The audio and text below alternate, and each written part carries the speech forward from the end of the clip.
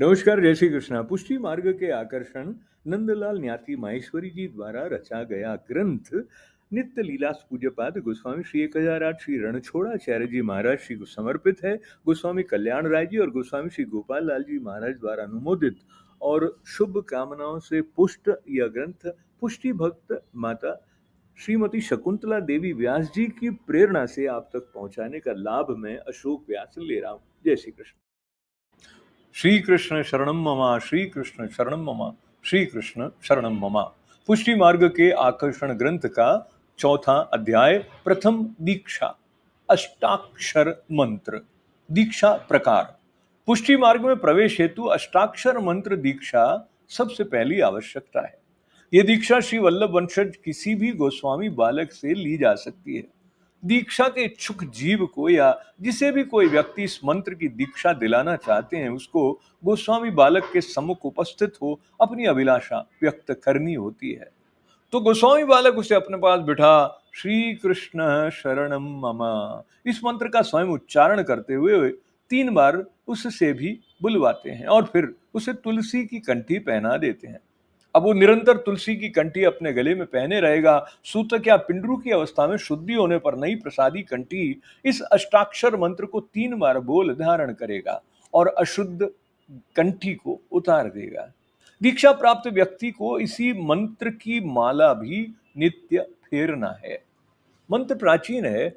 यह अष्टाक्षर मंत्र श्री कृष्ण शरणम मम बहुत प्राचीन मंत्र है, जिसके श्री वल्लभ वैश्वानर रूप से ऋषि हैं और पूर्ण परब्रह्म श्री कृष्ण देवादि देव हैं। महामंत्र होने से इस मंत्र का स्मरण कहीं भी किया जा सकता है। प्रातः उठते ही, स्नान के उपरांत, भोजन के पूर्व और रात्रि को सोते समय तो स्मरण करना ही चाहिए। मंत्र का आधार भी वेद शास्त्र ही है। वेद मंत्र श्रीश्च ते लक्ष्मीश्च पत्न्या से श्री पद लिया गया। उपनिषद मंत्र तस्मिन् गोपायति कृष्ण से और गीता से परब्रह्म कृष्ण पद लिया गया। श्वेताश्वतर उपनिषद एवं कठोपनिषद के आशय रूप मुमुक्षुर्वै शरणमहं प्रपद्ये से तथा गीता के माम एकम शरणम व्रज से शरण पद लिया गया। अहम के स्थान पर मम, मीमांसा के पद पदैक, प्रक्षेपादि उह इस निर्देश से लिया। इस प्रकार श्री महाप्रभु वल्लभाचार्य जी ने सभी जीवों के कल्याण के लिए इस मंत्र का पुनः आविर्भाव किया। मंत्र की उपादेयता। श्री वल्लभाचार्य जी के पुत्र श्री श्री विठ्ठलनाथ जी गोसाई जी ने यदुक्तम तात चरणे श्री कृष्ण शरणम मम अतः एव नैश्चित्यम नैश्चिंत्यम एहि के पारलौकिके ऐसी निर्भय उक्ति कथन करके भक्तों को निर्भयता का आश्वासन दिया। इस श्लोक द्वारा आप श्री आज्ञा करते हैं कि श्री तात चरणों ने हमें शरणागति का ये नाम मंत्र श्री कृष्ण शरणम मम प्रदान किया है। अतः हम सभी प्रकार से इस लोक और परलोक में निश्चिंत हैं। श्री गोसाई जी इस मंत्र की महिमा बताते हुए कहते हैं, इस मंत्र का सदा जप करने से भगवान श्री कृष्ण और उनके भगवत धाम की निश्चय ही प्राप्ति होती है। इस मंत्र का सदा स्मरण करने से यमराज भी उसका मंत्र जप करने वाले का कुछ भी नहीं बिगाड़ सकते। मंत्र की अहर्निश भावना रखने वाला भगवान श्री कृष्ण एवं वल्लभ श्री वल्लभ का प्रिय कृपा पात्र बनता है। इस मंत्र के प्रत्येक अक्षर का फल भी निरूपण किया गया है। श्री से सौभाग्य की प्राप्ति, क्र से समस्त पापों का शोषण, क्षण से त्रिताप निवारण, श से पुनर्जन्म न होकर भगवद चरणारविंद की प्राप्ति, र से भगवद विषयक ज्ञान की प्राप्ति, ण से श्री कृष्ण पर ब्रह्म में दृढ़ भक्ति की प्राप्ति, म से दीक्षा देने वाले गुरु में प्रीति और म से प्रभु के साक्षात्कार की प्राप्ति होती है। भक्तों के हित और विभिन्न कार्यों की सिद्धि के लिए यह महामंत्र उत्तमोत्तम है। वार्ता साहित्य में तो इतना तक पढ़ने को मिलता है कि परम भगवदियों ने इस मंत्र के बल से मृत प्राणी तक को जीवित किया है। इस प्रकार की अनेक विधि महिमा इस महामंत्र की पढ़ने को मिलती है। मंत्र से स्फुरित भाव और रहस्य। अब इस दीक्षा मंत्र श्री कृष्ण शरणम मम का कुछ और भी विश्लेषण करें तो कुछ और भी भाव एवं रहस्य स्फुरित होते हैं। मंत्र का अर्थ है श्री कृष्ण मेरे आश्रय हैं, अर्थात मुझे आश्रय देने वाले हैं। यहाँ श्री कृष्ण पदों का भाव भी समझना पड़ेगा।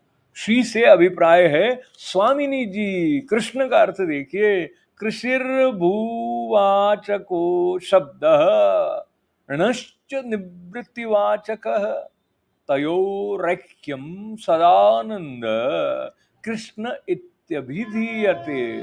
अर्थात कृष्ण सत्तावाचक शब्द है तो कृष्ण का अर्थ हुआ सत्ता, ण आनंददायक है तो ण का अर्थ हुआ आनंद। दोनों का ऐक्य करने पर आनंद की सत्ता का अर्थ हुआ, अर्थात आनंद की सत्ता जिसमें है वे है सदानंद कृष्ण।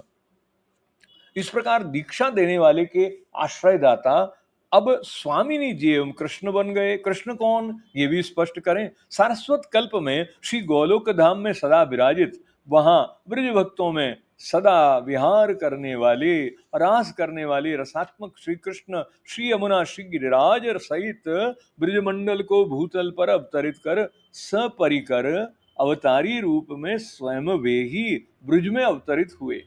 उन कृष्ण से अभिप्राय है प्रत्येक द्वापर युग में भी कृष्ण अवतार होता है, किंतु वो तो अंश अवतार होता है। मात्र सारस्वत कल्प में ही परब्रह्म श्री कृष्ण अवतार रूप में नहीं, अवतारी रूप में ही स्वयं प्रकटे। इस प्रकार सारस्वत कल्प के श्री कृष्ण साक्षात परब्रह्म सर्वोपरि सत्ता का ही प्राकट्य हुआ। ऐसी सर्वोपरि सत्ता परब्रह्म श्री कृष्ण को दीक्षा लेने वाले ने अपना आश्रयदाता बनाया है, जो देवाधिदेव हैं, सकल ब्रह्मांड के उत्पत्ति पालन लय करने वाले हैं। ब्रह्मा शिव आदि देवता भी जिनके अधीन हैं, और आपत्ति आने पर शिव आदि देवताओं की भी जिन्होंने विपत्ति से रक्षा की, जिनके ऊपर अन्य कोई सत्ता नहीं, ऐसी सर्वोपरि सत्ता सदानंद श्री कृष्ण का आश्रय लिया गया है। तो फिर दीक्षा लेने वाले को अब किस बात का डर है? वे काल के भी काल हैं, काल भी उनके अधीन है, उनसे भय खाता है, उनके शासन में है। मंत्र से यह भी ध्वनि निकलती है कि एकमात्र श्री कृष्ण का ही आश्रय लिया गया है, अतः अन्य किसी का आश्रय अब अपेक्षित नहीं है, नहीं लिया जाना चाहिए। मंत्र का यह भाव सदा दीक्षा लेने वालों के हृदय में, मन बुद्धि में, अंतःकरण में बना रहना चाहिए। ऐसा ना हो कि कोई विपत्ति आवे और इनके आश्रय को छोड़ अन्य किसी और का आश्रय लेने की प्रवृत्ति हो जाए। परब्रह्म श्री कृष्ण परम कृपालु, जीवों का सदा कल्याण करने वाले हैं, उनमें कभी किंचित भी अविश्वास न हो। अनुकूल परिस्थितियां देकर वे जीव से पुण्य भोग करवाते हैं, और प्रतिकूल परिस्थितियां देकर जीव के पापों का नाश कर उसे शुद्ध करते हैं। जीव प्रभु के रहस्यों को न समझ भटक जाता है। अतः परब्रह्म श्री कृष्ण का अनन्य आश्रय सदा बना रहना चाहिए। इस मंत्र की एक और बड़ी विशेषता है शरणम मम। ये पद दीक्षा लेने वाले को सदा शरण भावना रखने का स्मरण कराता है। शरण भावना को सदा स्फुरित करने वाला अन्य कोई मंत्र लक्षित नहीं होता। अशक्य वा सुशक्य वा सर्वथा शरणम हरि ही। श्री वल्लभ की विवेक धैर्याश्रय ग्रंथ में वर्णित इस आज्ञा के अनुसार शरण भावना सदा बनी रहनी चाहिए। उठते बैठते, खाते पीते, चलते, धंधा करते, गृह कार्य करते, सदा ही ये शरण भावना कभी विस्मरण नहीं होनी चाहिए। अभ्यास से धीरे धीरे इस प्रकार की सहज प्रवृत्ति स्वतः बन जाती है। फिर न मुख से बोलने, न होठ हिलने आदि की भी जरूरत रहती है। ये मंत्र सदा स्मरण हुआ करता है। श्री महाप्रभु वल्लभाचार्य जी नवरत्न ग्रंथ में आज्ञा करते हैं, तस्मात् सर्वात्मना नित्यम श्री कृष्ण शरणम मम यदभि यदभिरेव सततम स्थेय मित्येव मे मति ही। इस प्रकार निरंतर इस शरण मंत्र का स्मरण सहज स्वाभाविक बन जाता है। फिर भक्त सदा प्रभु सन्मुख बना रहता है। प्रभु से विमुखता हो ही नहीं पाती। भक्त की ऐसी स्थिति हो जाती है कि अन्य व्यक्ति से बातचीत करते हुए भी इस शरण मंत्र का विस्मरण नहीं होता। अब बताइए, जन्म मरण का बंधन कहाँ तक रह पावेगा? जन्म मरण का बंधन कहाँ रह पावेगा? जीवन में सदा निर्भयता बनी रहेगी, मानव जीवन सार्थक हो जाएगा।